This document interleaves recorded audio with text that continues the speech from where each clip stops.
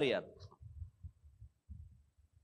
విలపించేవాడిగా ఉండొద్దు, చింతించేవాడిగా ఉండక, దుఃఖపడేవాడిగా ఉండొద్దు. Don't be a warrior, be a warrior. జీవితంలో కొన్ని కష్టాలు, కొన్ని బాధలు, కొన్ని నిందలు, అవమానాలు అలా రాణిస్తాడు దేవుడు. ఎందుకంటే ఫైట్, పోరాడు, గెలవాలి. ఎంబీబీఎస్ ఫస్ట్ ఇయర్లో ఒకటి చేరాడు, ఎర్రగొండపాలెం. పరమ పేదవాడు, బాగా చదువుతాడు, తెలుగు మీడియం చదివాడు. వాళ్ళకి ఎవరికి ఇంగ్లీష్ రాదు, వాడికి అసలు ఇంగ్లీష్ రాదు, చదవడం కూడా రాదు. వాడు ఫస్ట్ ఇయర్ చేరాడు. పిల్లలందరూ నా రూమ్లో తీసుకొస్తారు, అది మ్యాండేటరీ అయిపోయింది ఆ టైంలో.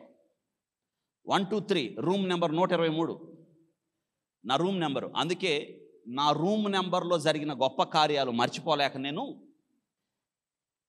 ప్రకటన గ్రంథం 123 ఎపిసోడ్స్ చేశాను. నేను 123 రూమ్కి అంత ఖ్యాతి ఉంది అక్కడ. ఆ రూమ్లోకి తీసుకొచ్చారు, అందరం తీసుకొస్తారు జూనియర్ పిల్లల్ని కూర్చోబెట్టి మాట్లాడుతూ అందరూ వెళ్ళిపోయాడు. వాడు చేతులు కట్టుకొని, సార్, చిన్నపిల్లడు, ఏంటని అడిగా. నాకేం రాశారు అసలు, ఆ పుస్తకాలు చూస్తే చదువు మానేస్తాను సార్, వెళ్ళిపోతాను అంటున్నాడు వాడు. అని కూర్చోబెట్టి అందరూ వెళ్ళిపోయారు. వాడు చేతులు కట్టుకుని గడగడ ఉనుగుతున్నాడు. చిన్నపిల్లడు, ఫస్ట్ ఇయర్ చేరాడు, 19 ఏళ్ళు ఉంటాయి వాడికి. ఎంబీబీఎస్ ఫస్ట్ ఇయర్ చేరాడు. అందరూ వెళ్ళిపోతారు, కూర్చోబెట్టాను. అరే, నీవు వచ్చిన ర్యాంక్ నువ్వు బాగా చదువుతావురా, నీ వచ్చిన ర్యాంకు మిగతా వాళ్ళు నీకన్నా ముందుకు వెళ్ళిపోయారే, వాళ్ళకన్నా నీకు మెరుగైన ర్యాంక్ వస్తే ఎంబీబీఎస్ సీట్ వచ్చింది అంటే నువ్వు చదవగలవు. 2, ఇంగ్లీషా, ఇంగ్లీష్ నేను భయపెట్టింది కదా, ఈ రోజు నుంచి ఇప్పటి నుంచే నువ్వు ఇంగ్లీష్ని భయపెట్టు. ఎట్టో తెలుసా, ఇలా రా కూర్చో అని. వాడికి వాళ్ళు ఉన్న భయాన్ని మొత్తాన్ని తీసేసి అని చెప్పాను తెలుసా. ఇప్పుడు నువ్వు పోరాడాల్సింది మెడికల్ పుస్తకాలతో కాదు, ఇంగ్లీష్తో అని వాడిని అడిగాను నేను. అరే, మనలో ఒక హార్మోన్ ఉంటుంది, ఏంటని చెప్పా. ఫైట్ చేయమని మనలో ఒక హార్మోన్ ప్రేరేపించిద్దే. ఏంటంటే చాలా తెలియగల ఎడ్రినల్ సార్ అన్నాడు. ఎడ్రినల్ డెవలప్ చేయి, పెంచురా, ఎడ్రినల్ డెవలప్ అవ్వాలి, నువ్వు ఫైట్ చేయి.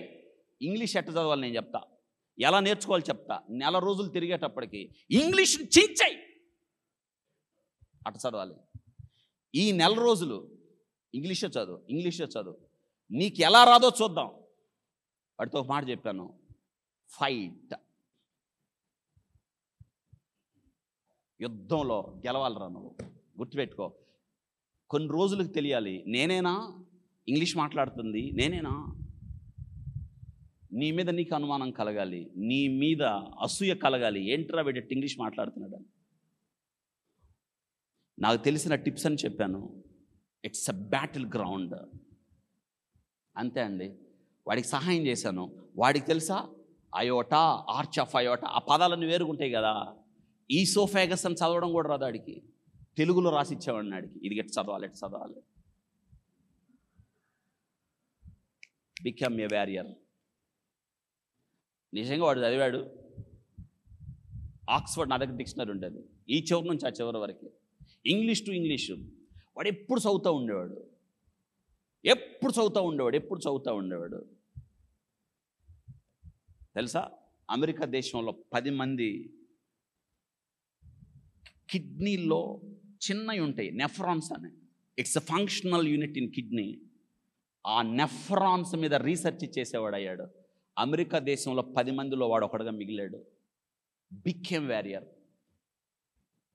వాడు ఇంగ్లీష్లో మాట్లాడుతున్నప్పుడు, ఆర్టికల్స్ ఇస్తున్నప్పుడు, నాకు వాడిని చూసినప్పుడు సంతోషం కలుగుతుంది.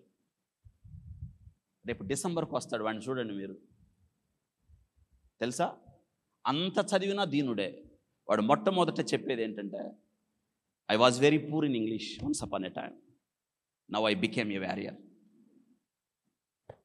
ఎందుకు దేవుడు కొన్ని పరిస్థితులు మన మీదకి తీసుకొస్తాడంటే, బికమ్ ఏ వారియర్.